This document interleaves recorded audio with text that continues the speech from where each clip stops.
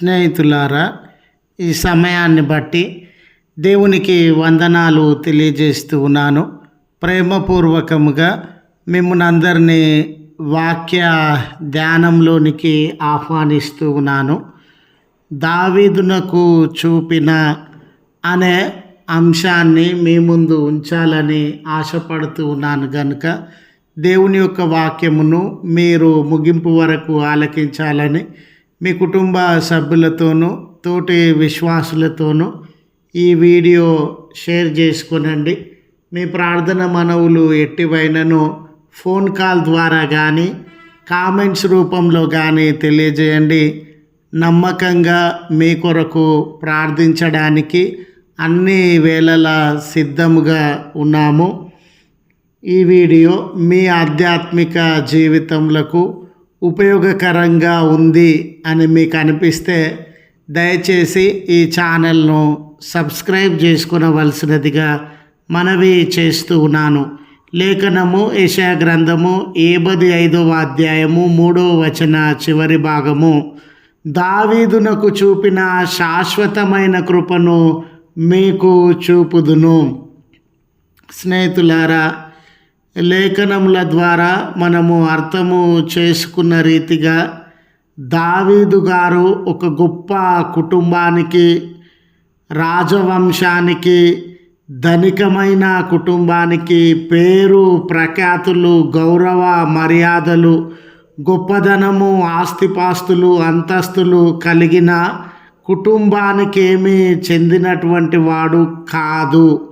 అతడు ఒక సామాన్యమైన కుటుంబానికి, సామాన్యమైనటువంటి జనసమూహానికి చెందినటువంటి వాడుగా ఉన్నాడు. ఈరోజు జీవితంలో ఏ గొప్పతనము లేక, ఏ అవకాశము లేక దుర్భరమైనటువంటి జీవితాన్ని మనలో కొంతమంది అనుభవిస్తూ ఉన్నాం కదా. మన కుటుంబాలు వెనుకబడినవిగా, జీవితాలు వెనుకబడినవిగా, స్థితిగతులు వెనుకబడినవిగా, ఏ ఆదరణకు గొప్పతనానికి నోచుకోకుండా అతి సాధారణమైన జీవితాన్ని గడిపేటటువంటి వారంగా ఉన్నాం కదా. మన కుటుంబంలో పిల్లల జీవితంలో కూడా ఏమీ ప్రత్యేకతలు లేక, ఉద్యోగంలో హెచ్చింపబడక, చదువులలో హెచ్చింపబడక, సమాజంలో హెచ్చింపబడక, ఏది కలిగి ఉండక అతి సాధారణమైన జీవితాన్ని, ఏ గొప్పతనం లేకుండా మన పిల్లలు అనుభవిస్తూ ఉన్నారు కదా. అటువంటి జీవితాన్ని దావీదు గారు కూడా అనుభవిస్తూ ఉన్నట్లు మనము గమనించగలం. చూడండి, దేవుడు దావీదు గారిని ఇశ్రాయేలు రాజుగా అభిషేకించాలి అని తలపోసినప్పుడు, దేవునికి ఆ ఉద్దేశము కలిగినప్పుడు దావీదు గారేమి 6 అడుగుల ఆజానుభావుడేం కాదు. ఆయన చాలా చిన్న పిల్లవాడిగా ఉన్నప్పుడే దేవుడు తన కృప చొప్పున, తన కృప వల్ల అతనిని ఇశ్రాయేలులకు రాజుగా అభిషేకించాలని తలపోసినటువంటి వాడుగా ఉండినాడు. చూడండి, విశేషమైన జ్ఞాన సంపత్తి, నేర్పరితనము కలిగినటువంటి వాడేమీ కాదు. దేవుని కృప వలననే గొర్రెల కాపరిగా ఉన్న దావీదును దేవుడు రాజుగా, చక్రవర్తిగా తన కృప ద్వారానే ఎదిగింపజేసినటువంటి వాడుగా ఉన్నాడు. చూడండి, రాజరికంలో అతడు ముందుకు సాగుతున్నటువంటి వేళ తన శరీరపరమైన కోరికలను అదుపు చేసుకొనక పాపంలో పడిపోయి పతనమైన స్థితిలో అతడు ఉండినటువంటి వేళ దేవుని యొక్క గద్దింపును ఆలకించి, ఆ గద్దింపునకు విధేయత చూపి నిజమైనటువంటి మారు మనసు పొందినప్పుడు, నా పాపములు క్షమించండి అని దేవుని మీద ఆధారపడినప్పుడు, దావీదు అర్హత కలిగినటువంటి వాడు కాదని దేవుడు తన కృప చొప్పుననే అతని పాపములను క్షమించి ఆ మరణకరమైన శాపకరమైన పరిస్థితులలో నుండి లేవనెత్తినటువంటి వాడుగా ఉండినాడు. అన్నిటికీ మించి స్నేహితులారా, దావీదుకు యోగ్యత ఉందని మనం చెప్పలేము, యోగ్యత లేదని మనం చెప్పలేము. కానీ దేవుడు తన కృప వల్లనే దావీదు నాకు ఇష్టమైనటువంటి వ్యక్తి, నా హృదయ అనుసారుడని విశ్వాస లోకంలో ఒక వెలుగుతున్నటువంటి నక్షత్రం యొక్క స్థానాన్ని దావీదునకు అందించినటువంటి వాడుగా ఉన్నాడు. అంత మాత్రమే కాదు స్నేహితులారా, ఎవరి వంశంలో లేని గొప్పతనము దావీదు వంశంలో ఉందని కాదు, కానీ తరతరములు సింహాసనము మీద నీ సంతానము కూర్చుంటుంది అనే నిత్యమైన నిబంధన దావీదు గొప్పతనం వల్ల కాదు, కానీ దేవుని కృప వలననే ఆ నిబంధనను, ఆశీర్వాదాన్ని తన సంతానం అంతటికీ అనుగ్రహించినటువంటి వాడుగా ఉన్నాడు.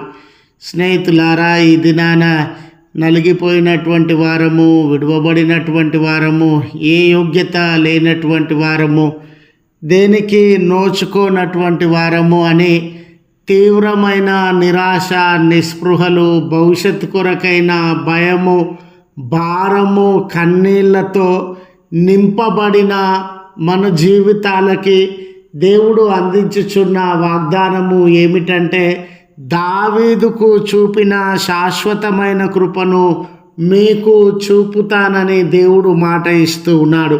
సామాన్యమైన దావీదును ఏ రీతిగా హెచ్చించినాడో, సామాన్య కుటుంబానికి సంబంధించినటువంటి దావీదును ఏ రీతిగా అభిషేకించినాడో, గొర్రెల కాపరిగా ఉన్న దావీదు స్థితిగతులను మార్చి ఉన్నతమైన స్థితిలో ఏ రీతిగా నిలిపినాడో, పాపానికి శాపానికి లోనై మారు మనసు పొంది ప్రభువును ఆశ్రయించినప్పుడు క్షమించి అతని జీవితాన్ని ఏ రీతిగా పునరుద్ధరించినాడో, అతని కుటుంబాన్ని, వంశాన్ని తరతరములకు దీవెనకరమైన స్థితిలో ఏ రీతిగా నిలిపినాడో, ఈరోజు నీ జీవితాన్ని, నీ కుటుంబాన్ని కూడా అదే దీవెనలతో నిలపడానికి దేవుడు సిద్ధంగా ఉన్నాడు.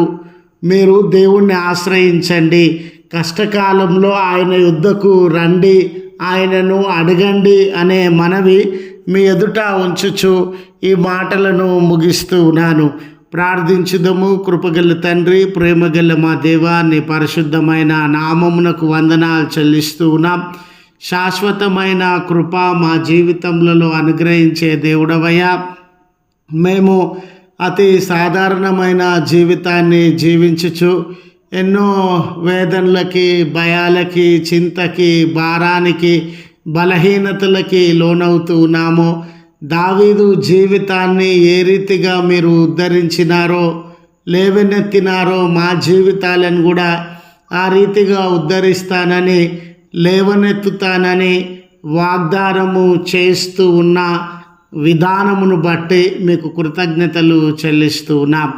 ప్రత్యేకమైన ప్రార్థన మనవులు కలిగిన బిడల మొరలను ఆలకించండి. వారి కష్టములను, సమస్యలను, బలహీనతలను దూరపరిచి మేళ్లతో, స్వస్థతతో వారిని దర్శించుమని వేడుకొనిచున్నాం.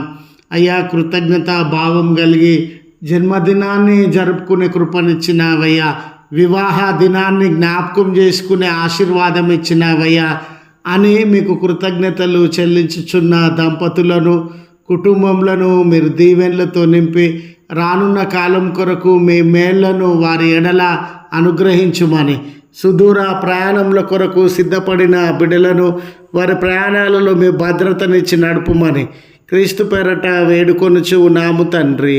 ఆమెన్. తండ్రి, కుమార, పరిశుద్ధాత్మ త్రియేక దేవుని దీవెన మనకు తోడై ఉండి మనలను కాపాడును గాక. ఆమెన్.